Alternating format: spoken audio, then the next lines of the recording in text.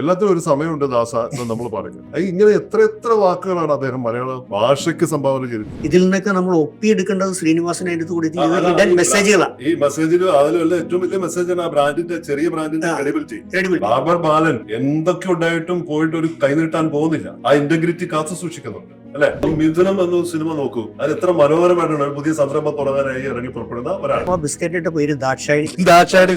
ലോകത്ത് എവിടെയെങ്കിലും ഒരു കമ്പനിയുടെ ഒരു ബ്രാൻഡിങ്ങിൽ ഒരു പേരെങ്ങനെയാണ് കൊണ്ടുവരുന്നത്, ഇതിനൊക്കെ ഒത്തിരി അർത്ഥങ്ങളുണ്ട്. അപ്പൊ അതിനോടൊക്കെ ഒരു ബിസിനസ്സുകാരൻ എങ്ങനെ പൊരുത്തപ്പെടണം എന്നൊക്കെ ഒത്തിരി ലെസൺസ് അതിൻ്റെ അകത്തുണ്ട്. എനിക്ക് തോന്നുന്നത് കേരളത്തിൽ നിന്ന് ഏറ്റവും കൂടുതൽ സിനിമ ഹിന്ദിയിലേക്ക് ട്രാൻസ്ലേറ്റ് ചെയ്യപ്പെട്ടിട്ടുള്ളത് ശ്രീനിവാസന്റെ സിനിമകളാണ്. ഈ സത്യനന്ദിക്കാട് ഈ ഗ്രാമത്തിന്റെ മണമുള്ള ചിത്രങ്ങൾ എടുക്കുന്നതൊക്കെ പറയുമ്പോഴും സത്യനന്ദിക്കാട് പറഞ്ഞത് ശ്രീനിവാസൻ എന്റെ കൂടെ ഇല്ലായിരുന്നെങ്കിൽ ഇങ്ങനെ ഒരു സത്യനന്ദിക്കാട് ഉണ്ടാകുമായിരുന്നില്ല. ഒരുപക്ഷെ മോഹൻലാലിന് ഇത്രയും മികച്ച കഥാപാത്രങ്ങളെ അവതരിപ്പിക്കാൻ കഴിഞ്ഞത് ഒരു കോമ്പിനേഷനായിട്ട് ശ്രീനിവാസൻ കൂടെ എന്നുകൊണ്ടാണ്. നമസ്കാരം. മലയാളത്തിന്റെ പ്രിയപ്പെട്ട നടൻ, എഴുത്തുകാരൻ, ചലച്ചിത്രകാരൻ ശ്രീനിവാസൻ വിട പറഞ്ഞിട്ട് 2 ദിവസം. നമ്മളെ പ്രിയപ്പെട്ട ശ്രീനിയേട്ടൻ, നമ്മളൊക്കെ ചേർന്ന് നിൽക്കുന്ന ഒരാൾ, നമ്മുടെയൊക്കെ കൂടെയുള്ള ഒരാൾ, നമ്മുടെ വീടിനകത്തുള്ള ഒരാൾ, നമ്മുടെ മനസ്സിന് അകത്ത് കയറിക്കൂടിയ ഒരാൾ. ഇനി ഒരിക്കലും പോകാത്ത വിധത്തിൽ ആ സ്മരണകൾ നമ്മോടൊപ്പമുണ്ട്. ശ്രീനിവാസനെ കുറിച്ച് പരിശോധിക്കുമ്പോൾ ശ്രീനിവാസന്റെ ജീവിതം പലപ്പോഴും സന്ദേശമായി അനുഭവപ്പെടാറുണ്ട്.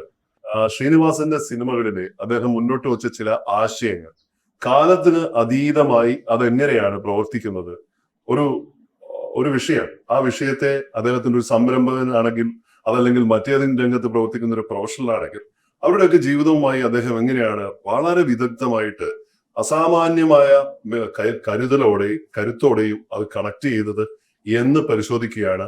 അത് ഒരു ബ്രാൻഡായി ശ്രീനിവാസൻ എന്ന ഒരു ബ്രാൻഡ് സൃഷ്ടിക്കപ്പെടുമ്പോൾ ആ ബ്രാൻഡിനുള്ളിൽ നിന്നും മറ്റു ബ്രാൻഡുകൾ എങ്ങനെയാണ് സൃഷ്ടിക്കപ്പെടുക, അല്ലെങ്കിൽ മറ്റു ബ്രാൻഡുകൾക്ക് എങ്ങനെയാണ് പ്രചോദനമാകുക, ഒരാൾ മറ്റൊരാളെ സഹായിക്കുന്ന ഒരു ബ്രാൻഡിങ് കൾച്ചർ എങ്ങനെയാണ് ഉണ്ടാവുന്നത് എന്നാണ് പരിശോധിക്കുന്നത്. ഇന്ന് എന്നോടൊപ്പം ഉള്ളത് ബ്രാൻഡിങ് ഗുരുവായിട്ടുള്ള ശ്രീ ഡൊമിനിക് സാവിയോ ആണ്. ഞങ്ങളോടൊപ്പം ഞങ്ങളുടെ സ്റ്റുഡിയോയിൽ നിന്നും സിനിജിയും ഒപ്പം ചേരുന്നു. വെൽക്കം. ഡൊമിനിക് ജി, അങ്ങ് ഒരു ശ്രീനിവാസൻ ആരാധകനാണ്. ആ നിലയ്ക്ക് കഥ പറയുമ്പോൾ എന്ന സിനിമയുടെ ചുവട് പിടിച്ചിട്ട് ബ്രാൻഡിങ്ങിന് വേണ്ടി, വളരെ പ്രശസ്തമായിട്ടുള്ള ഒരു ബ്രാൻഡിന് വേണ്ടി അങ്ങ് മറ്റൊരു സിനിമ നിർമ്മിക്കുകയുണ്ടായി, അതിന് നേതൃത്വം കൊടുക്കുകയുണ്ടായി. ഈ വിഷയത്തെ അങ്ങ് എങ്ങനെയാണ് നോക്കിക്കാണുന്നത്? ശ്രീനിവാസനെ സംബന്ധിച്ചിടത്തോളം അദ്ദേഹം നല്ലൊരു സിനിമാക്കാരനോ അല്ലെങ്കിൽ ഒരു തിരക്കഥാകൃത്തിനോ അപ്പുറം അദ്ദേഹത്തെ നമുക്കൊരു മാർക്കറ്റിംഗ് പ്രൊഫസർ എന്ന് വിളിക്കാം. നമ്മൾ ഫിലിപ്പ് കോട്ട്ലറിൻ്റെയൊക്കെ ഒരു പഠിപ്പിച്ചിട്ടുള്ള വിഷയങ്ങൾ ഇന്ന് മാനേജ്മെന്റ് സ്കൂളിലും അല്ലെങ്കിൽ ബിസിനസ് നടത്തുന്ന ആൾക്കാരിലും ഓൺട്രപ്രനേഴ്സ് ആയാലും എല്ലാം ആവേശപൂർവ്വം പഠിക്കുകയും പരിശീലിക്കുകയും ഒക്കെ ചെയ്യുമ്പോൾ ശ്രീനിവാസന്റെ സിനിമകൾ സത്യത്തിൽ നമുക്ക് ഓക്സ്ഫോർഡിലേക്കും കേംബ്രിഡ്ജിലേക്കും അല്ലെങ്കിൽ യെയിലിലേക്കും ഒന്നും പോകേണ്ട കാര്യമില്ല. അദ്ദേഹത്തിന്റെ കുറെ സിനിമകൾ നോക്കി കണ്ടാൽ മാത്രം, അല്ലെങ്കിൽ പഴയ DVD ഇട്ട് കാണുകയോ അല്ലെങ്കിൽ OTT അദ്ദേഹത്തിന്റെ ചിത്രങ്ങൾ കണ്ടാൽ മാത്രം നമുക്ക് വളരെയധികം റിയലിസ്റ്റിക് ആയിട്ടുള്ള ബിസിനസ് പാഠങ്ങൾ പഠിക്കാൻ പറ്റും. മാർക്കറ്റിംഗ് പ്രൊഫസറായിട്ട് അദ്ദേഹത്തെ കാണാവുന്നതാണ് അല്ലെ? തീർച്ചയായിട്ടും. കാരണം മലയാളത്തില് VKN ആണ് ശ്രീനിവാസൻ എന്ന് പറയാം, മലയാള സിനിമയില്. അതല്ലെങ്കിൽ മലയാളത്തിലെ ബെർണാഡ് ഷാ ആണെന്ന് പറയാം, അഭിനയത്തില്, തിരക്കഥയില്, നാടകമൊക്കെ എഴുതുന്ന ശൈലി. അപ്പൊ മലയാളിയുടെ കപടബോധങ്ങളെ എപ്പോഴും വെള്ളിത്തിരയിലൂടെ കീറി മുറിക്കാൻ കഴിയുന്നത് ശ്രീനിവാസന്റെ സംഭാഷണങ്ങളിലൂടെയാണ്.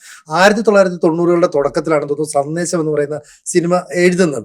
അന്ന് എഴുതിയപ്പോൾ സത്യനന്ദിക്കാടിനോട് പറഞ്ഞൊരു കാര്യം, ഇതിൽ ഞാൻ എഴുതുന്ന പല ഡയലോഗുകൾ അത് കാലാനുവർത്തിയായിരിക്കും. ആലോചിച്ച് നോക്കി, ഇപ്പൊ പോളണ്ടിൽ കമ്മ്യൂണിസ്റ്റ് പാർട്ടി ഇല്ല, പോളണ്ടിനെ കുറിച്ച് ഒരു അക്ഷരം മിണ്ടരുത്. ശ്രീനിവാസന്റെ ബ്രാൻഡ് ഡയലോഗ് അല്ലേ?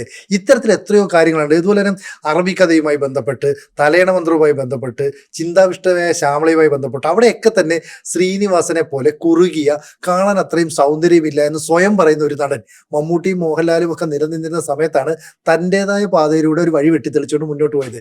എത്ര മനോഹരമായ സിനിമകൾ ഇറങ്ങിയാലും മലയാളി ശ്രീനിവാസന്റെ ചിത്രത്തിനായി കാത്തിരുന്നൊരു കാലമുണ്ട്. തലയണ മന്ത്രവും സന്ദേശവും അതിനൊക്കെ ഉദാഹരണം, നല്ല ഉദാഹരണങ്ങളല്ലേ അത്? ശരിക്കും തീർച്ചയായിട്ടും ഈ പറഞ്ഞ എല്ലാ സിനിമകളിലും, അതായത് ഇപ്പോൾ പറഞ്ഞ സിനിമകളിൽ ഇപ്പൊ സന്ദേശമായാലും വരവേൽപ്പായാലും കഥ പറയുമ്പോഴായാലും എല്ലാ സിനിമകളിലും ഓരോ മാർക്കറ്റിംഗ് പാഠങ്ങൾ ഉണ്ട്, അതിൽ നമുക്ക് പഠിക്കാനുള്ളത്. ഞാൻ പറയുന്നത് അതായത് ഈ ജീവിത യാഥാർത്ഥ്യങ്ങളാണ് എപ്പോഴും മാർക്കറ്റിംഗ് നോക്കിക്കാണുന്നത്. അങ്ങനെ അപ്പൊ ഞാൻ ഓരോ സിനിമകൾ എടുത്ത് നമുക്ക് പരിശോധിക്കാം. അങ്ങനെയുള്ള ഒരു ആംഗിൾ നമുക്ക് വ്യക്തമാക്കാൻ വേണ്ടിയിട്ടാണ്. ഇപ്പം ഒരു സിനിമയിൽ നിന്ന് തുടങ്ങാം. കഥ പറയുമ്പോൾ എന്ന സിനിമ, അത് മുന്നോട്ട് വെക്കുന്ന ഒരു മാർക്കറ്റിംഗ് ആശയം, അതല്ലെങ്കിൽ അത് കൊടുക്കുന്ന ഒരു സന്ദേശം, ഒരു വ്യക്തിപരമായി സംസാരിക്കുമ്പോൾ രണ്ട് ആശയങ്ങൾ തമ്മിൽ സമന്വയിപ്പിച്ചുകൊണ്ടുള്ള ഒരു പ്രവണത, ഒരു പ്രോസസ്സ് അവിടെ നടന്നു അങ്ങ് മുമ്പ് പറയുകയുണ്ടായി. അതൊന്ന് വിവരിക്കാം. അതായത് കഥ പറയുമ്പോഴൊന്ന് സിനിമ പറയുന്നത് സോഷ്യൽ ക്യാപിറ്റൽ അല്ലെങ്കിൽ ഇന്റഗ്രിറ്റിയെ കുറിച്ചാണ്.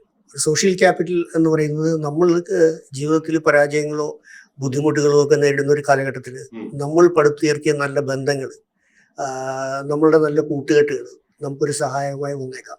പലപ്പോഴും ഒരു വലിയ ബ്രാൻഡിന്റെ ഒരു ഹാൻഡ് ഷേക്കാണ് ചില മാർക്കറ്റിൽ കൊച്ചു ബ്രാൻഡുകളെ ഷേപ്പ് ചെയ്യുന്നത്. ഓക്കെ, സോ ഉദാഹരണത്തിന് അതായത് നമുക്കൊരു എൻഡോസ്മെന്റ് ബ്രാൻഡ് എന്ന് പറയാം. അതായത് ഇപ്പോൾ അതിനകത്ത് അശോക് രാജ് വന്നില്ലായിരുന്നെങ്കിൽ ഒരുപക്ഷെ ബാർബർ ബാലനായി തന്നെ ഇരിക്കുമായിരുന്നു ആ സിനിമയിൽ, അല്ലെ? ബാർബർ ബാലന്റെ സോഷ്യൽ ക്യാപിറ്റലാണ് അശോക് രാജുമായിട്ടുള്ള ബന്ധം. അത് നമ്മൾ മാർക്കറ്റിംഗിലേക്ക് എടുത്തു കഴിഞ്ഞാൽ ഒരു ബ്രാൻഡിന് മറ്റൊരു ബ്രാൻഡ് എൻഡോസ് ചെയ്യുന്ന പോലെ ഇരിക്കും. ഇപ്പോൾ നെസ്ലെ കിറ്റ്കാറ്റ് ഒരു ബ്രാൻഡാണ്. ആ കിറ്റ്കാറ്റിന് കൂടുതൽ പ്രാമുഖ്യം കിട്ടുക അല്ലെങ്കിൽ കൂടുതൽ വലിപ്പം കിട്ടുക എപ്പോഴും നെസ്ലെ എന്നൊരു ബ്രാൻഡ് പുറകിൽ നിൽക്കുന്ന. ഒരു ഉദാഹരണത്തിന് ഇപ്പൊ നമ്മുടെ ലോക്കൽ ഇതിൽ നമ്മൾ നോക്കി പറയുകയാണെങ്കിൽ ഇപ്പൊ ആഡ്ലെക്സ് ഹോസ്പിറ്റലുണ്ട്, ആഡ്ലെക്സ് ഹോസ്പിറ്റൽ. അപ്പോളോ ആഡ്ലെക്സ് എന്ന് പറയുമ്പോഴാണ് ആഡ്ലെക്സിന് കൂടുതൽ ചേരുമ്പോഴാണ് കൂടുതൽ സ്വീകാര്യതയും വലിപ്പവും ഒക്കെ കിട്ടുക. അപ്പൊ അങ്ങനെ നമ്മളൊരു ഇതിന്റെ സോഷ്യൽ ക്യാപിറ്റലിസത്തിന്റെ നമ്മളൊരു സോഷ്യൽ ക്യാപിറ്റൽ അല്ലെങ്കിൽ നമ്മളൊരു ഇന്റഗ്രിറ്റിയുടെ ഒരു കഥ പറയുന്ന ഒരു ചിത്രമാണ് നമ്മള് ഇപ്പൊ ഈ പറഞ്ഞ കഥ പറയുമ്പോൾ അല്ല, ആ ബ്രാൻഡുകൾ ചേർന്നിരിക്കുമ്പോൾ ഒരു പ്രശ്നമായി. മലയാളി എന്ന് പറയുന്നത് അപകർഷതാബോധത്തിന്റെ ഒരു വലിയ ഉദാഹരണം എന്ന് പറയാം. എപ്പോഴും അങ്ങനെയാണ്. ഇതിനകത്ത് ശ്രീനിവാസൻ എന്തുകൊണ്ടാണ് മമ്മൂട്ടിയെ ഒരു സിനിമ കണ്ടതിന് ശേഷം പോയി കാണാനെന്ന് ചോദിക്കുന്നുണ്ട്. അപ്പൊ പറയുന്നുണ്ട് എന്റെ അപകർഷതാബോധമാണെന്ന് പറയുന്നത്. അപ്പം മമ്മൂട്ടി തിരിച്ചു ചോദിക്കുന്നതാണ് എന്നോടോ ബാല എന്ന് ചോദിക്കുന്നത്. അപ്പൊ ഈ ബ്രാൻഡ് സൃഷ്ടിക്കുമ്പോൾ ഈ അപകർഷതാബോധം എപ്പോഴും അവിടെ ഒരു ഡിസ്റ്റൻസ് ഉണ്ടാക്കുന്നില്ല. ബ്രാൻഡിങ്ങിൽ അത് വരില്ല. ബ്രാൻഡിങ്ങിൽ എപ്പോഴും നമ്മൾ ഈ ഹ്യൂമൻ റിലേഷൻഷിപ്പും ബ്രാൻഡിങ്ങിനെ നമ്മൾ രണ്ടായിട്ട് കാണും. ബ്രാൻഡിങ്ങിൽ ഞാൻ പറഞ്ഞൊരു കാര്യം എന്ന് പറഞ്ഞാൽ നമ്മൾ ഒരു ശ്രീനിവാസൻ നമുക്ക് സമ്മാനിച്ച ഒരു ചിത്രത്തെ, ഒരു സിനിമയെ അത് ബ്രാൻഡിങ്ങുമായിട്ട് റിലേറ്റ് ചെയ്യുമ്പോൾ അതിരുന്ന് എടുക്കേണ്ട ലെസൺസാണ്. എങ്ങനെയാണ് ബാർബർ ബാലൻ എന്ന് പറയുന്ന ഒരു വ്യക്തി സമൂഹത്തിൽ ഇത്രയധികം സോഷ്യൽ ക്യാപിറ്റൽ ഉണ്ടാക്കി അദ്ദേഹത്തിനെ നാട്ടുകാർ കൂടി കൂടുതൽ സ്വീകാര്യനാകുകയും ചെയ്തത് എന്ന് പറയുന്നത് അശോക് രാജ് എന്ന് പറയുന്ന ഒരു വ്യക്തി വന്നുകൊണ്ടാണ്. അത് അവിടെയാണ് അശോക് രാജിന്റെ ഒരു എൻഡോസ്മെന്റ് ശ്രീനിവാസന്റെ പുറകിൽ വരുന്നത്. അതാണ് ഒരു ചിത്രം. പിന്നെ അതിൻ്റെ അകത്ത് വലിയൊരു ഇന്റഗ്രിറ്റി ഉണ്ട്. നല്ലൊരു ഒരു കൊച്ചു ഗ്രാമം, ഒരു കൊച്ചു ഗ്രാമത്തിൽ ഒരു ബാർബറെ സംബന്ധിച്ചിടത്തോളം ആണെങ്കിലും ഒരു ബാർബറിന്റെ ബിസിനസ് നമ്മൾ പറയുമ്പോൾ സാധാരണക്കാരനായ ഒരു ബിസിനസ്സാണ്. പക്ഷെ ആ ബിസിനസ്സിന് ഒരു വലിയ ഇൻവെസ്റ്റ്മെന്റ് വേണം, അല്ലെ? അപ്പൊ ഒരു കറങ്ങുന്ന കസേര എന്ന് പറഞ്ഞാൽ ചെറിയ ഇൻവെസ്റ്റ്മെന്റ് അല്ല, ഒരു വലിയ ഇൻവെസ്റ്റ്മെന്റ്. അപ്പൊ ഈ ഇൻവെസ്റ്റ്മെന്റ് വേണം. അത് ഇല്ലാത്തതുകൊണ്ടാണ് അദ്ദേഹത്തിന്റെ ബിസിനസ് പുരോഗതിക്കാത്തത്. പക്ഷെ അദ്ദേഹത്തിന് മറ്റൊരു വ്യക്തിയുടെ പിൻബലം ഉണ്ട് എന്ന് കഴിയുമ്പോഴത്തേക്ക് അദ്ദേഹത്തിന് സഹായമായിട്ട് പലരും എത്തുകയാണ്. പക്ഷെ അദ്ദേഹത്തിന്റെ ഇന്റഗ്രിറ്റി ആണ് ആ ബ്രാൻഡിനെ അതിൽ കൂടുതൽ വലുതാക്കി മാറ്റുന്നത്. ശ്രീനിവാസന്റെ ഇന്റഗ്രിറ്റി അത് എത്തിച്ചേരുകയാണ്. ഒരു ബന്ധമുണ്ട് എന്ന് അറിഞ്ഞപ്പോൾ ഇപ്പൊ ഒരു ബ്രാൻഡ്, ഒരു ചെറിയ ബ്രാൻഡ് എന്നിരിക്കട്ടെ, മറ്റൊരു വലിയ ബ്രാൻഡ് വന്ന് അതിൽ ഇൻവെസ്റ്റ്മെന്റോ മറ്റു കാര്യങ്ങളോ ചേരുമ്പോഴാണോ ഇത് പെട്ടെന്ന് വലുതാവുന്നത്. അല്ല, അതിന്റെ മുകളിൽ ഒരു വിശ്വാസം പെട്ടെന്ന് രൂപീകരിക്കപ്പെടും. അതെ, അതായത് നമ്മുടെ വ്യക്തിപരമായ നമ്മളൊരു പേഴ്സണൽ ഇമേജറി ഇന്നിപ്പോ ഒരു ഓൺടർപ്രനറെ സംബന്ധിച്ചിടത്തോളം ഓൺടർപ്രനറുടെ ഒരു ബിസിനസ്സിലേക്ക് മറ്റുള്ളവർ ഇൻവെസ്റ്റ് ചെയ്യാൻ തയ്യാറാവുന്നപ്പോഴാണ് ആ ബ്രാൻഡിന്റെ ഒരു ക്രെഡിബിലിറ്റി വരും, അല്ലെ? അപ്പൊ ഇതൊക്കെ ഏറ്റവും ഡയറക്റ്റ് ട്രാൻസ്ലേഷൻ വരില്ലെങ്കിലും ഇതിൽ നിന്നൊക്കെ നമ്മൾ ഒപ്പിയെടുക്കേണ്ടത് ശ്രീനിവാസൻ അതിന്റെ കൂടി മെസ്സേജുകളാണ്. ഈ മെസ്സേജുകൾ അതിലുള്ള ഏറ്റവും വലിയ മെസ്സേജാണ് ആ ബ്രാൻഡിന്റെ, ചെറിയ ബ്രാൻഡിന്റെ ക്രെഡിബിലിറ്റി. ബാർബർ ബാലൻ എന്തൊക്കെ ഉണ്ടായിട്ടും പോയിട്ട് ഒരു കൈനീട്ടാൻ പോകുന്നില്ല. അതെ, ആ ഇന്റഗ്രിറ്റി കാത്തു സൂക്ഷിക്കുന്നുണ്ട്, അല്ലെ? ക്രെഡിബിലിറ്റി കാത്തു ഇടുന്നില്ല. അപ്പൊ ആരെന്ത് വിഷമമുണ്ടെങ്കിലും സഹിച്ചുകൊണ്ട് അങ്ങനെ കമാന്നൊരു അക്ഷരം വിട്ടാതെ എനിക്കിങ്ങനെ വലിയ ബന്ധമുണ്ടെന്ന് പറഞ്ഞു നടക്കാതെ വിളിച്ചു പോവാതെ അയാൾ നിൽക്കുകയാണ്. അതാണ് ബ്രാൻഡിന്റെ ഇന്റഗ്രിറ്റി, അല്ലെ? അതാണ് ബ്രാൻഡിന്റെ. അല്ല, സ്വന്തം ഭാര്യ അതിനകത്തൊരു കാര്യം കൂടെ ചോദിക്കുന്നുണ്ട്. നിങ്ങൾക്ക് പ്രകാശ് ആള് അടുത്ത സുഹൃത്താണെങ്കിൽ പോയി നേരിട്ട് കണ്ടുകൂടെ? അപ്പം വളരെ ഒരു എന്താ പറയുക, പ്രൈവറ്റ് നിമിഷത്തിൽ അയാൾ പറയുന്നുണ്ട് എന്നെ ചിലപ്പം അയാൾ തിരിച്ചറിയുമോ എന്നുള്ള. അപ്പൊ അതാ ഞാൻ നേരത്തെ പറഞ്ഞ ഈ അപകർഷതാബോധം ഈ മലയാളിയുടെ മനസ്സിൽ എപ്പോഴും ഉണ്ട്. അപ്പൊ ഈ ചെറിയ ബ്രാൻഡുകൾ വലിയ ബ്രാൻഡുകളോടുകൂടി ഒന്ന് മേർജ് ചെയ്യണമെങ്കിൽ എല്ലായ്പ്പോഴും കുറച്ച് തടസ്സങ്ങൾ ഉണ്ടാവില്ലേ? ഉണ്ടാവും. കാരണം നമ്മളെ ഈ ബ്രാൻഡിങ്ങിലേക്ക് വരുമ്പോൾ അല്ലെങ്കിൽ ഒരു മാർക്കറ്റിംഗിൽ മറ്റൊരു ബ്രാൻഡിൽ ഒരു വലിയ ബ്രാൻഡ് ഇൻവെസ്റ്റ് ചെയ്യുന്നതിന് മറ്റു പല കാരണങ്ങളുണ്ട്. നമുക്ക് ഈ ഒരു സിനിമയെ വെച്ചിട്ട് അതിന്റെ ഒരു തലത്തിലേക്ക് പോകാൻ പറ്റില്ല. നമ്മൾ ഒരു സിംബോളിക്കലായിട്ട് ഇതിൻ്റെ അകത്ത് എടുക്കാവുന്ന ഒരു മെസ്സേജ് എന്ന് പറഞ്ഞ് ഇതാണ് ഞാൻ പറഞ്ഞത്. കാരണം ശ്രീനിവാസന്റെ സിനിമയെ വെച്ച് പറയുമ്പോഴത്തേക്ക് ഈ ഒരു ബ്രാൻഡിനെ സംബന്ധിച്ചിടത്തോളം ഒരു ചെറിയ ബ്രാൻഡിന് വലിപ്പം കിട്ടുന്നത് ആ ബ്രാൻഡിന് പിന്നിൽ മറ്റൊരു ശക്തനായ ബ്രാൻഡ് വരുമ്പോഴാണ്. അതാണ് അവിടെ ഞാൻ പറഞ്ഞൊരു ഹാൻഡ് ഷേക്ക്. വലിയ ബ്രാൻഡുകൾ കൊച്ചു ബ്രാൻഡുകൾ കൊടുക്കുന്ന ഹാൻഡ് ഷേക്ക് ഒരു ബ്രാൻഡിന്റെ ഷേപ്പിനെ തന്നെ മാറ്റിയേക്കാം. അതാണ് അതിന്റെ അകത്തുള്ള രസം. ആ ലെസൺ കൃഷ്ണകുചാര ബന്ധമാണ് അതിനെ ബേസ് ചെയ്തിട്ട് തീർച്ചയായും. ബേസ് ചെയ്തത്. അപ്പൊ എനിക്ക് മനസ്സിലായ ഒരു കാര്യം എന്ന് വെച്ചാൽ ഇവിടെ ഒരു ബ്രാൻഡിങ് ഭാഗത്തു നിന്ന് തന്നെ ആലോചിച്ച് നോക്കുമ്പോൾ, ഒരു പ്രോഡക്റ്റ് ആയിട്ട് നമ്മൾ ആലോചിച്ച് നോക്കുമ്പോൾ, ബാർബർ ബാലൻ എന്ന് പറഞ്ഞ ഇന്റഗ്രിറ്റി ഉള്ള അല്ലെങ്കിൽ കൃത്യമായ നിർബന്ധമായിട്ടും ക്വാളിറ്റി ജീവിതത്തെ സൂക്ഷിക്കുന്ന ഒരു ബ്രാൻഡാണ്. ആ ഒരു ബ്രാൻഡാണല്ലോ ബാർബർ ബാലൻ എന്ന് പറഞ്ഞ ഗ്രാമത്തിലെ ഒരു ബ്രാൻഡാണ്. അയാൾക്ക് ഇതിലെ ഇന്റഗ്രിറ്റി ഉണ്ട്. ആ ഇന്റഗ്രിറ്റി അയാൾ എവിടെയും അടിയറ വെക്കാൻ ഇഷ്ടപ്പെടുന്നില്ല. പക്ഷെ അയാളുടെ അടുത്തേക്ക് കുറെ കൂടെ വലിയ ഒരാൾ വന്നു ചേരുമ്പോൾ ഇതങ്ങ് വലുതാവുകയാണ്, അല്ലെ? തീർച്ചയായിട്ടും പെട്ടെന്ന് അങ്ങ് വലുതാവുകയാണ്. അപ്പൊ നമ്മൾ എനിക്ക് തോന്നിയ പാഠം ഇതാണ്. ആ സിനിമ എനിക്ക് തോന്നിയ ഒരു പാഠം എന്ന് പറയുന്നത്, നമ്മളൊരു എത്രയോ ചെറിയ ബ്രാൻഡ് ആയാലും എന്തായാലും ഒരു മനുഷ്യനായാലും നമ്മൾ കാത്തു സൂക്ഷിക്കേണ്ട ഇന്റഗ്രിറ്റി എപ്പോഴും പ്രോഡക്റ്റ് ആയാലും ആയാലും അല്ലെ, വളരെ ബ്രാൻഡിങ്. ആ ഇന്റഗ്രിറ്റി തന്നെയാണ് നമ്മളൊരു സോഷ്യൽ ക്യാപിറ്റലായിട്ട് ബ്രാൻഡിന്, അത് ലോങ് ടൈമിൽ ബ്രാൻഡിന്, അത് ലോങ് ടൈമിൽ എക്സിസ്റ്റൻസിൽ നമ്മുടെ വളർച്ചയിൽ ഒക്കെ ഒരു വലിയൊരു ക്യാപിറ്റലായിട്ട് അത് മാറും. നോക്കൂ സിരിജി, നമ്മുടെ വരവേൽപ്പ് എന്ന് പറഞ്ഞ സിനിമ ഒന്ന് എടുത്തു. വരവേൽപ്പ് എന്നൊരു ഒറ്റ സിനിമ കൊണ്ട് കേരളത്തിലെ ചെറുകിട സംരംഭകർ, SME സെക്ടറിൽ ജോലി ചെയ്യുന്ന സംരംഭകർ, ബസ് വാങ്ങി മുതലാളിമാരാൻ വേണ്ടി സ്വപ്നം കണ്ടിരുന്ന എത്രയോ സംരംഭകരെ പ്രതിനിധീകരിക്കുന്ന ഒരു സിനിമയാണ് ഇപ്പോഴും, അല്ലെ?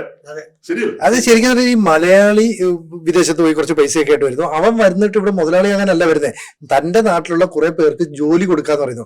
അങ്ങനെയുള്ള ഒരു മലയാളിയെ എങ്ങനെയാണ് ബൂർഷിയാക്കി മാറ്റാൻ കഴിയുക എന്ന് ആ ഒരു സിനിമയിലൂടെ തെളിയിക്കുകയാണ്. അയാളുടെ മനസ്സിലുള്ള പ്രശ്നങ്ങളൊക്കെ കൃത്യമായിട്ട് അവതരിപ്പിക്കുന്നു. ഒടുവിൽ ശ്രീനിവാസൻ തന്നെ പറഞ്ഞാണ്, ഞാൻ ഒരിക്കൽ തിരിച്ച് എന്റെ കണ്ണൂരിലെ നാട്ടിലേക്ക് ചെന്നപ്പോൾ ഒരു സംഭവകതയായിരുന്നു ഈ വരവേൽപ്പിൽ ഉണ്ടായിരുന്നു പറയുന്നത്. അവിടെ ചെന്നപ്പോൾ ഒരു ലോക്കൽ കമ്മിറ്റി സെക്രട്ടറി ചോദിച്ചു, ഇത്രയും വേണമായിരുന്നു എന്ന്. അപ്പൊ ആ കൃത്യം, പക്ഷെ അതിനകത്തൊരു വൈരാഗ്യം അങ്ങോട്ടും ഇങ്ങോട്ടും ഇല്ല. അപ്പൊ ഈ വിഗ്രഹങ്ങളെയൊക്കെ തച്ചുടയ്ക്കാനായിട്ട് ഒരു അപൂർവമായ കഴിവ് ശ്രീനിവാസനുണ്ട്. ഇപ്പൊ ഇത് മാത്രമല്ല, ഇപ്പൊ ഈ ശ്രീനിവാസൻ വലിയ നല്ല സിനിമകളൊക്കെ അവതരിപ്പിക്കുമ്പോൾ സത്യനന്ദിക്കാടിന് ഒരു വലിയ പങ്കുണ്ട്. ഈ സത്യനന്ദിക്കാട് ഈ ഗ്രാമത്തിന്റെ മണമുള്ള ചിത്രങ്ങളാണ് എടുക്കുന്നതൊക്കെ പറയുമ്പോഴും സത്യനന്ദിക്കാട് പറഞ്ഞത്, ശ്രീനിവാസൻ എന്റെ കൂടെ ഇല്ലായിരുന്നെങ്കിൽ ഇങ്ങനെ ഒരു സത്യനന്ദിക്കാട് ഉണ്ടാകുമായിരുന്നില്ല. ഒരുപക്ഷെ മോഹൻലാലിന് ഇത്രയും മികച്ച കഥാപാത്രങ്ങളെ അവതരിപ്പിക്കാൻ കഴിഞ്ഞത് ഒരു കോമ്പിനേഷനായിട്ട് ശ്രീനിവാസൻ കൂടെ എന്നുകൊണ്ടാണ്. മാത്രമല്ല, സ്വന്തമായിട്ട് സംവിധാനം ചെയ്ത തലയണമന്ത്രം ആ സമയത്ത് സത്യനന്ദിക്കാടിനോടല്ല ശ്രീനിവാസൻ ചർച്ച ചെയ്തത്, പ്രിയദർശനുമായിട്ട് ചർച്ച ചെയ്യാനുള്ള കാരണം, പ്രിയദർശന്റെ ഒരു സിനിമയിൽ അഭിനയിക്കാൻ സത്യനന്ദിക്കാട് ചെല്ലുമ്പോൾ പറയാണ്, എന്തിനു വന്ന് അഭിനയിക്കാൻ വന്നു, ഒരു കാര്യം ചെയ്യ്, തിരക്കഥ എഴുതിക്കൂ, അതെനിക്കറിയത്തില്ല, എങ്കിൽ അടുത്ത വണ്ടിക്ക് വെക്കോ. അയ്യോ അങ്ങനെ പറയാൻ പറ്റില്ല, കാരണം വീട്ടിൽ പോയിട്ട് എനിക്കൊന്നും ചെയ്യാനില്ല എന്ന് പറഞ്ഞിട്ട് തിരക്കഥയിലേക്ക് കടക്കുന്നു എന്നാണ്. അപ്പൊ പ്രിയനും പറയുന്നുണ്ട് ശ്രീനിവാസൻ. അപ്പൊ പ്രിയൻ അല്ലെ സത്യനന്ദിക്കാട് എന്നൊക്കെ പറയുന്ന വലിയ ബ്രാൻഡുകൾക്കൊപ്പം ശ്രീനിവാസൻ എന്ന് പറയുന്ന ചെറിയ ആൾ കൂടി ചേർന്നപ്പോഴാണ് അവര് മികച്ച തിരക്കഥാർത്ഥം സംവിധായകനും അങ്ങനെയൊക്കെ മാറില്ല. ഞാൻ സത്യത്തിൽ വിചാരിക്കുന്നത് നേരെ തിരിച്ചാ. ശ്രീനിവാസൻ എന്ന ഒരു വലിയ ബ്രാൻഡിനോട് ഈ ചെറിയ ബ്രാൻഡുകൾ ചേർന്നപ്പോൾ എവിടെയെങ്കില്ല വലിപ്പം അവരൊന്നും മോശക്കാരാണെന്ന് ഞാൻ പറയില്ല. അവരൊക്കെ വലിയ ആളുകളാണ്, മഹാന്മാരായിട്ടുള്ള ആളുകളാണ്, അത് തത്തുല്യരായിട്ടുള്ള ആളുകളാണ്. ഇപ്പൊ നമ്മൾ പറഞ്ഞു വന്ന ഈ വരവേൽപ്പിനെ എങ്ങനെയാണ് അത് നോക്കി നമ്മള് ഈ വിഷയം അതാണ്. വരവേൽപ്പ് ഞാനത് പറഞ്ഞുകൊണ്ട് പറയാം. ചില ഈ ഇപ്പൊ ശ്രീനിവാസൻ പിന്നീട് വന്നത്, ചില ആളുകൾ നേരത്തെ ജനിക്കുന്നു, അതുകൊണ്ട് അവർ സൂപ്പർ സ്റ്റാറുകളാവുന്നു, അല്ലെങ്കിൽ അവർ ടീച്ചേഴ്സ് ആവുന്നു. ചില ആളുകൾ താമസിച്ച് ജനിക്കുന്നു, അതുകൊണ്ട് അവരുടെ സ്റ്റുഡൻസ് ആവുന്നു, വിദ്യാർത്ഥികളാവുന്നു എന്ന് പറയും. അതുകൊണ്ട് അയാളുടെ കഴിവ് ഒരിക്കലും കുറയുന്നില്ല. ശ്രീനിവാസൻ താമസിച്ചു വന്നു, പ്രിയദർശൻ നേരത്തെ ഉണ്ടായിരുന്നു. പക്ഷെ ശ്രീനിവാസനും പ്രിയനും എല്ലാം ആ ഒരേ ലെവലിലേക്ക് ഒരേ വലിപ്പത്തിൽ വളർന്നു വന്ന ആൾക്കാരാണ്. അവരെ ഇരുകൂട്ടരും പറയുന്നത് ഈ ശ്രീനിവാസനാണ് വലിയ ആളെന്ന് തന്നെയാണ്. മേന്മ അത് ഓരോരുത്തരും അവരവരുടെ ഹ്യൂമിനിറ്റി കൊണ്ട് മറ്റൊരാളെ പറ്റി ആ രീതിയിൽ പരാമർശിക്കുമെങ്കിൽ അവരെല്ലാവരും ഒരേ തലത്തിൽ നിൽക്കുന്ന പ്രതിഭാശാലികളായിട്ടുള്ള ആൾക്കാരാണ്. ശ്രീനിവാസൻ താമസിച്ചു വന്നുകൊണ്ട് അദ്ദേഹത്തിന്റെ പ്രതിഭ ഒട്ടും കുറയുന്നില്ല. അദ്ദേഹം കാരണം അദ്ദേഹത്തിനുള്ളിൽ പ്രതിഭ ഉറങ്ങിക്കിടക്കുന്നത് കാരണം ആ പ്രതിഭ പുറത്തേക്ക് വന്നു. അദ്ദേഹത്തിന്റെ ആദ്യ സിനിമയിൽ കൂടി തന്നെ വന്നു.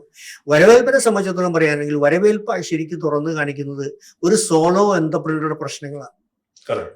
അപ്പോൾ ഒരു സോളോ എന്റർപ്രനർ നമ്മുടെ സാമൂഹിക സാഹചര്യത്തിൽ എങ്ങനെ ബിസിനസ് ചെയ്യും എന്നുള്ളതാണ്. അതായത് നമുക്ക് എന്റർപ്രനർ തന്നെ ഇറങ്ങിയിട്ട് ഒരു ബിസിനസ്സുകാരന് സ്വയം വണ്ടി ഓടിക്കാൻ പറ്റും, പക്ഷെ കമ്പനി അതുപോലെ ഓടിക്കാൻ പറ്റില്ല. അപ്പൊ അത് വലിയൊരു യാഥാർത്ഥ്യം.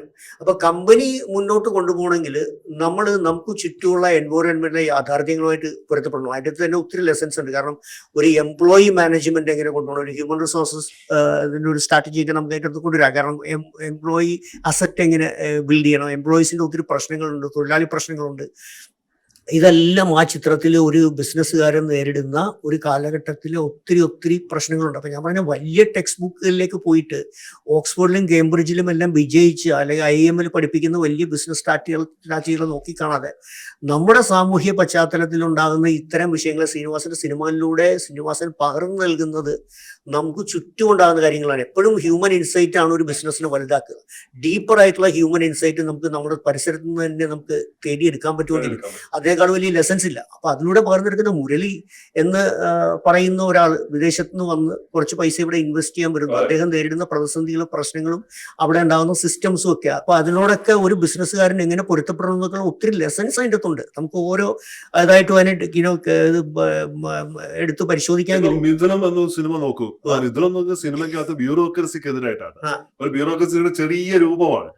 അത് എത്ര മനോഹരമായിട്ടാണ്. ഒരു പുതിയ സംരംഭം തുടങ്ങാനായി ഇറങ്ങി പുറപ്പെടുന്ന ഒരാൾ അവിടെ ബസ് മുതലാളി ആവാനാണെങ്കിൽ ഇവിടെ മറ്റൊരു ചെറിയ ഇൻഡസ്ട്രി തുടങ്ങാനാണ്. ചെറിയ ഇൻഡസ്ട്രി ലൈസൻസിന് വേണ്ടി മറ്റു കാര്യങ്ങൾക്ക് വേണ്ടി നടക്കുന്ന ഒരാൾ അതെങ്ങനെയാണ് അത് വഴിതിരിച്ച വിട്ട ഒരു സ്വപ്നം അതിന് കൂടെ ഒരു ഫാമിലിയും കൊണ്ടുപോയിട്ട് എങ്ങനെയാണ് തകർന്നു പോകുന്നത് എന്ന് വളരെ സ്ലാപ്സ്റ്റിക് ആയിട്ട് ശ്രീനിവാസൻ പറയുകയാണ്. അതായത് ഈ ബിസ്ക്കറ്റ് ഉണ്ടാക്കുന്നത് ബിസിനസ് തുടങ്ങുന്നതിനേക്കാൾ എളുപ്പം.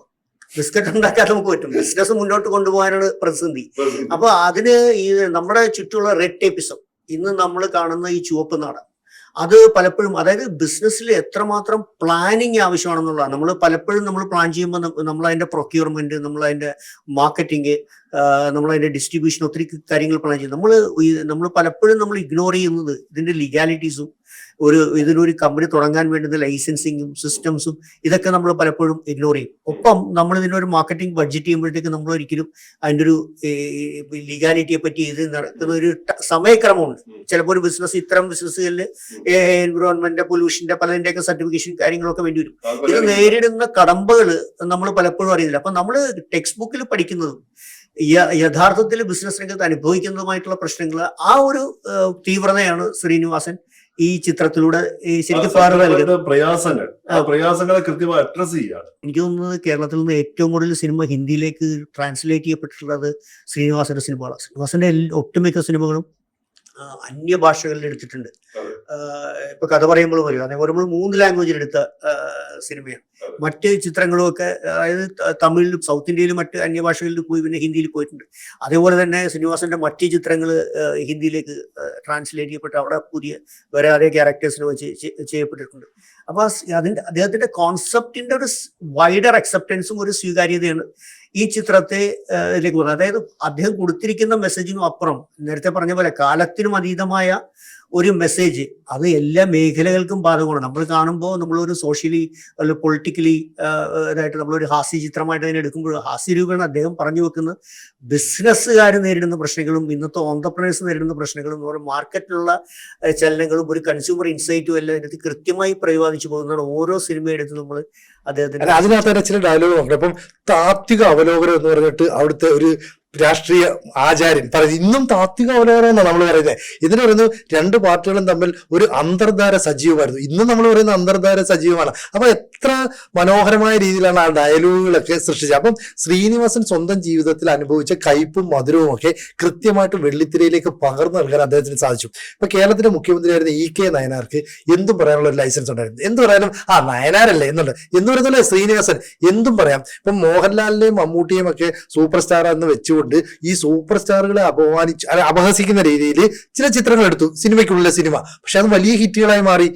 അത്തരത്തിലൊക്കെ ചില ശ്രീനിവാസനല്ലേ പറ്റത്തുള്ളൂ. ഈ ബ്രാൻഡുണ്ട്, ഈ ബ്രാൻഡ് കടന്നുകൂടിയിട്ട് പൊറോട്ട കച്ചവടം സകല ബ്രാൻഡുകളെ കളിയാക്കി ഒക്കെ ആയിട്ട് അല്ലേ.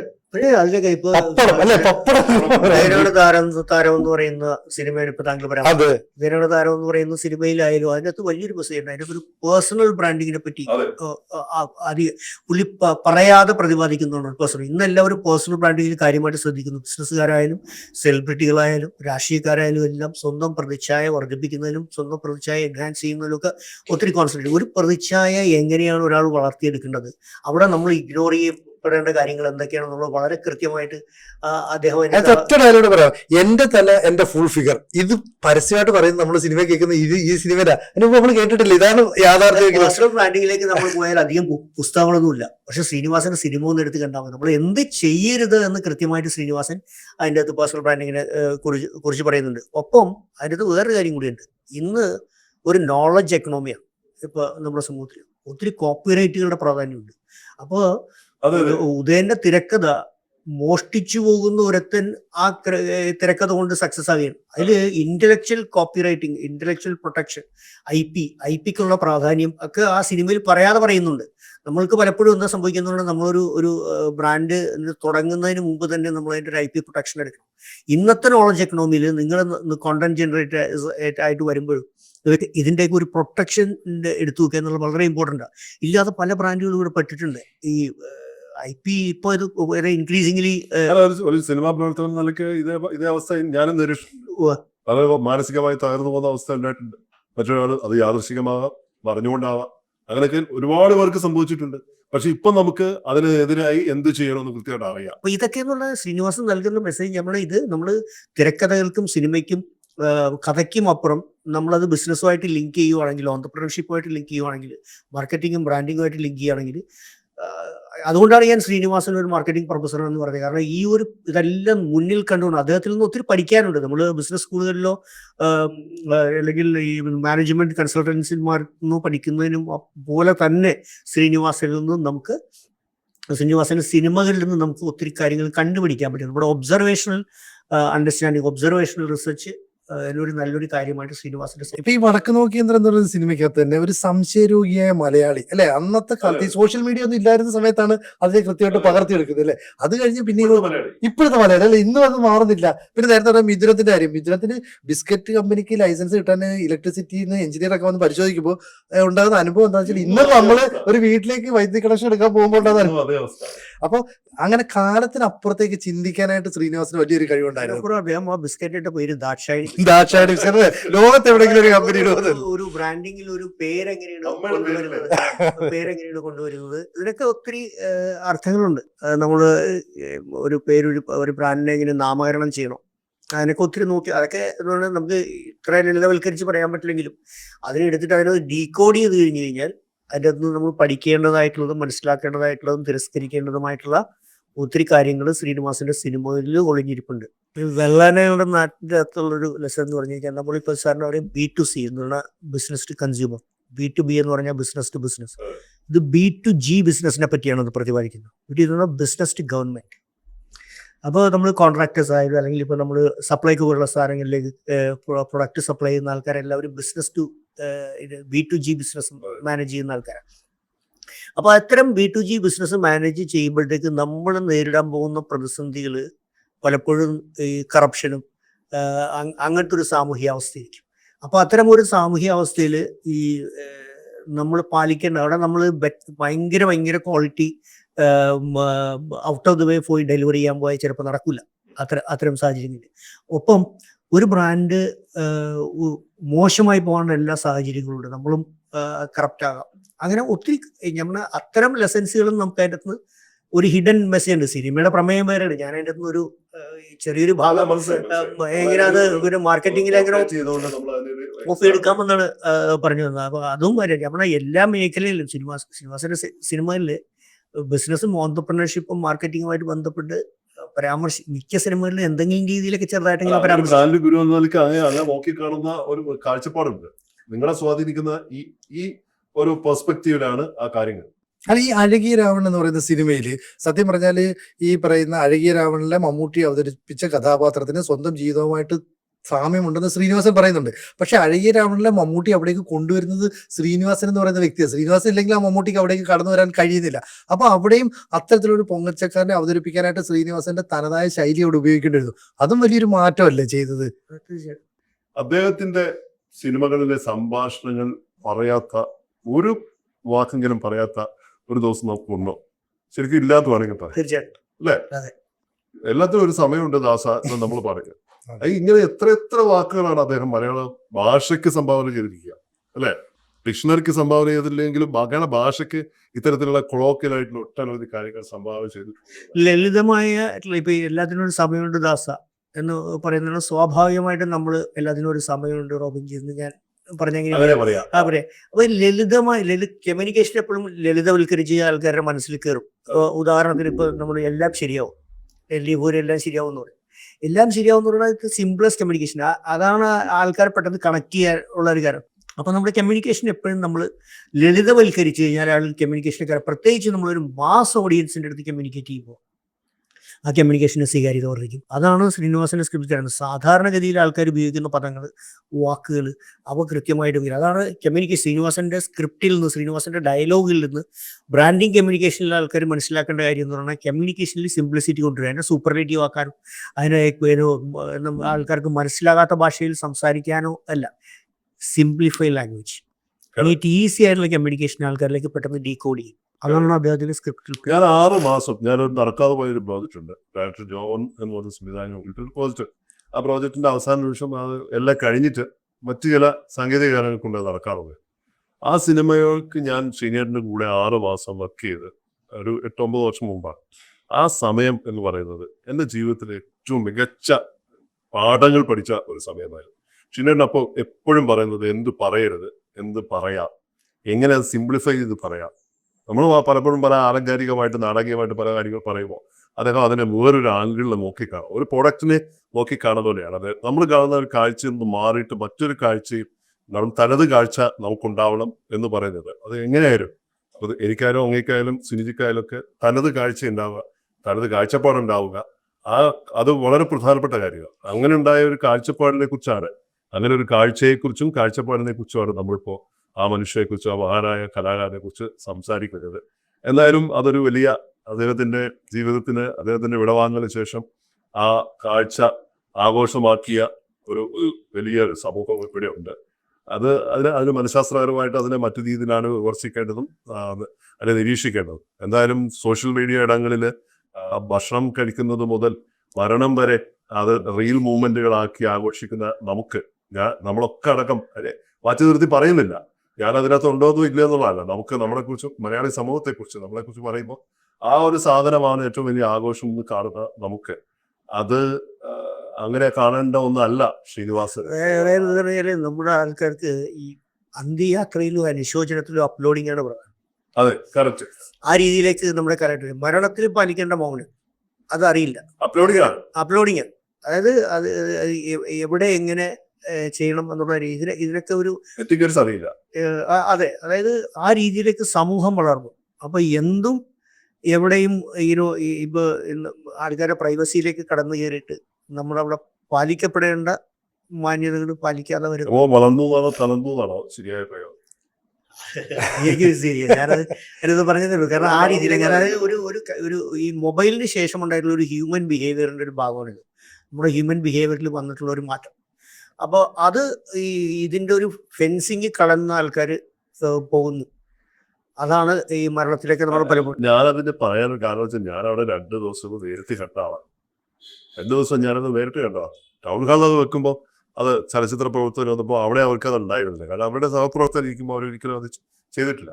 അവിടെ വരുന്ന സാധാരണ ആളുകളും ചലച്ചിത്ര പ്രവർത്തകരുണ്ട്, ചിലര് വലിയ ആളുകളല്ല തോന്നുന്നു, സാധാരണ ആളുകളൊക്കെ. ഞാൻ ഒരാളെ എടുത്ത് പേര് പറയല്ല, പക്ഷെ അവിടെ വന്നിട്ട് കാണിക്കുന്ന എന്തൊക്കെ അബദ്ധങ്ങൾ എന്നല്ല, അവർ കാണിക്കുന്ന ഒരു ക്യാമറ ഏതെങ്കിലും ഒരു മൂവ്മെന്റ് വരാനായിട്ട് നോക്കി ഇരുന്നിട്ട് ഓടി വന്ന് ക്യാമറയ്ക്ക് പുറകിലേക്ക് നിന്ന് അത് വരുമ്പോഴേക്കും ഒരു ആർട്ടിസ്റ്റ്, പ്രധാനപ്പെട്ട ഒരു ആർട്ടിസ്റ്റോ ഒരു സെലിബ്രിറ്റി ലെവലിലുള്ള ഒരാൾ വരുമ്പോഴത്തേക്ക് അതിന്റെ കൂടെ നിന്നിട്ട് ക്യാമറക്കകത്ത്. ഞാനും പെട്ടിട്ടുണ്ട് ക്യാമറക്കകത്ത്. എന്നെ എന്തായാലും കണ്ടത് അവിടെ ഉണ്ടല്ലോ എന്ന് പറഞ്ഞ് മെസ്സേജ് അയച്ചത്. ഞാൻ അവിടുത്തെ ചടങ്ങിന് ഭാഗമായിട്ട് നിൽക്കുമ്പോൾ നമുക്കത് ചെയ്തല്ലേ പറ്റുള്ളൂ. അപ്പൊ ആരാണ് അടുത്ത് വന്ന് നിൽക്കുന്നത്, മമ്മൂട്ടിയാണോ അല്ലെങ്കിൽ മറ്റാണോ നമ്മൾ നോക്കേണ്ട, അത് നോക്കിയില്ലല്ലോ. നമുക്ക് പ്രിയപ്പെട്ട ശ്രീനേട്ടനാണ് വിടവാങ്ങിയിരിക്കുന്നത്, കിടക്കുന്നു. അപ്പൊ അതിനെങ്ങനെ ഭംഗിയായിട്ടുള്ള ചടങ്ങുകൾക്ക് സഹായമായിട്ട് ഞങ്ങൾ സംഘടനാ തലത്തിൽ നിൽക്കാന്ന് നമ്മൾ നോക്കുന്നത്. പക്ഷെ ഭയങ്കര ക്രൂരമായിട്ടുള്ള ഒന്നായിരുന്നു. ഞാൻ അവിടെ ഒരാളെ കണ്ടു കേട്ടോ.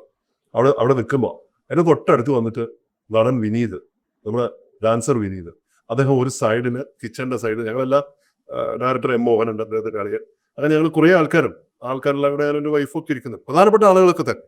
അപ്പൊ അതിന്റെ കൂടെ ഒരു സൈഡിൽ അദ്ദേഹം ഇങ്ങനെ വളരെ ദുഃഖിതനായിട്ട് നിൽക്കുകയാണ്, വളരെ ദുഃഖിതനാണ്. ശ്രീനേട്ടനോട് വളരെ അടുപ്പമുള്ള ഒരാൾ. അപ്പൊ ഞാൻ അങ്ങനെ ആലോചിക്കുകയായിരുന്നു, അദ്ദേഹത്തിന് വേണമെങ്കിൽ ഇതിന്റെ എല്ലാം മുന്നിൽ കയറി നിൽക്കാം. മനസ്സിലായില്ല? അങ്ങനെ കുറെ ആളുകളുണ്ടാവും. അവിടെ വന്ന് വലിയൊരു വ്യവസായി എല്ലാവരും നമ്മളെ ഗോപാലേട്ടൻ അവിടെ വന്നിട്ട് ഇരിക്കും. അവിടെ ഇരിക്കുമ്പോൾ ആ ഗോപാലേട്ടനെ വിടാതെ അതിനിടയ്ക്ക് ഓരോരുത്തർ വന്നിട്ട് കഥ ഏതൊക്കെയോ പ്രോജക്റ്റുകളോ എന്തൊക്കെയോ സാധനങ്ങളോ അദ്ദേഹം എന്നിട്ട് പറയുന്നുണ്ട്, അഭ്യർത്ഥിക്കുന്നൊക്കെയുണ്ട് അവരോട് ഇങ്ങനെ. പിന്നീട് അത് നോക്കി ഇങ്ങനെ എക്സ്പ്രഷൻ കണ്ടറിയാമല്ലോ. അപ്പൊ ഇങ്ങനെ ഒരു 100 കണക്കിന് സംഭവങ്ങൾ അവിടെ നടന്നുകൊണ്ടിരിക്കുന്നു. ആളാവാൻ വേണ്ടി ശ്രമിക്കുന്നത് മരണ വീട്ടിലാണ് നോക്കുക. അപ്പൊ സന്ദർഭവും സാഹചര്യവും മനസ്സിലാകാതെ ഔചിത്യബോധമില്ലാതെ പെരുമാറുന്നവരായിട്ട് മലയാളി മാറി എന്നുള്ളതിന്റെ ഒടുവിലത്തെ ഉദാഹരണമാണ് ആ ഒടുവിലത്തെ ഉദാഹരണം. ഇനി ഇതുപോലത്തെ ഉദാഹരണം ഉണ്ടാവും. പിന്നെ സിനിജി നമ്മൾ മാറണ്ടേ? മാറിയേ പറ്റുള്ളൂ. അത് നമ്മള് ഇത് നെഗറ്റീവ് ബ്രാൻഡിങ്ങിന് വേണ്ടിയാണ്. അപ്പൊ അന്ന് ബ്രാൻഡിങ്ങിനെ കുറിച്ച് പോസിറ്റീവായിട്ട് സംസാരിച്ചപ്പോൾ ആ ബ്രാൻഡിങ്ങിന് വേണ്ടി നമ്മളെ സഹായിച്ച മലയാളിയെ പ്രചോദിപ്പിച്ച ഈ മനുഷ്യനെ വെച്ചിട്ട് നെഗറ്റീവ് ബ്രാൻഡിങ്ങിന് വേണ്ടി എന്നുവെച്ചാൽ അവിടെ എന്തെല്ലാം പാട്ടുകളാണ് ഈ 2 മക്കളും കൂടി അവർ അന്ത്യചുംബനം നൽകുന്ന അടക്കമുള്ള സ്ഥലങ്ങളിലൊക്കെ അവിടെ വന്നിട്ട് അതിന്റെ മുകളിൽ പാട്ടിട്ട് അതിനെ വൈകാരികമായി കത്തിച്ച് അതിങ്ങനെ മറച്ചിരിക്കുക റീൽസ്. അത് അവരുടെ സൗകര്യമാണ്, അവരുടെ സ്വാതന്ത്ര്യമാണ്, ഒക്കെ സമ്മതിച്ചു.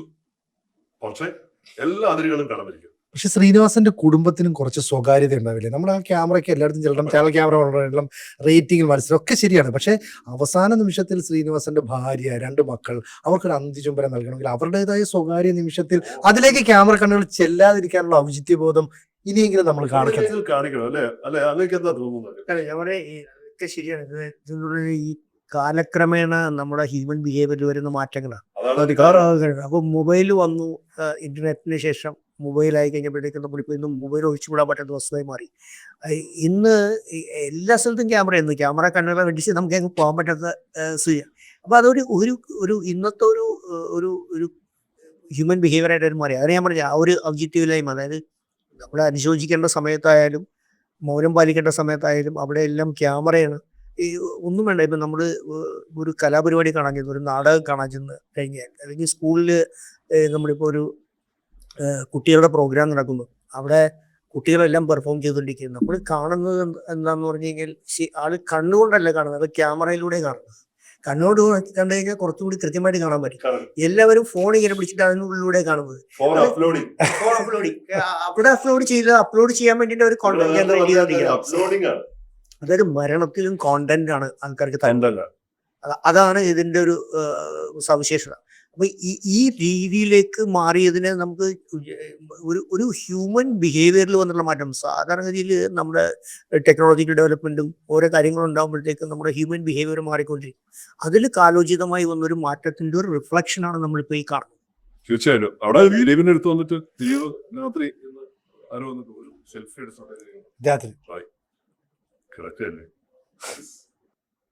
അപ്പൊ മരണ വീട്ടിൽ പോലും മലയാളി ചിരിച്ച മുഖത്തോടെ സെലിബ്രിറ്റിയുടെ അടുത്തേക്ക് പോയി നിൽക്കാനുള്ള ഒരു ചിന്ത അല്ലെ? അതിൽ നിന്നൊക്കെ നമ്മൾ ഇനി മാറി. കാരണം അവന്റെ മനസ്സിൽ അവിടെ മരിച്ചു കിടക്കുന്ന ആളുടെ ഒന്നും അല്ല കാണുന്നത്. അവൻ ആ സെലിബ്രിറ്റിയുടെ അടുത്ത് ചിരിച്ചുകൊണ്ട് നിൽക്കുന്ന ഒരു പടം അതെടുത്തിട്ട് നാളെ സോഷ്യൽ മീഡിയയിൽ അപ്ലോഡ് ചെയ്യുക, എന്നിട്ട് അതിലൂടെ കൂടുതൽ റീച്ച് കിട്ടുക. ഇതിൽ നിന്നൊക്കെ മലയാളം മാറണം അല്ലെ?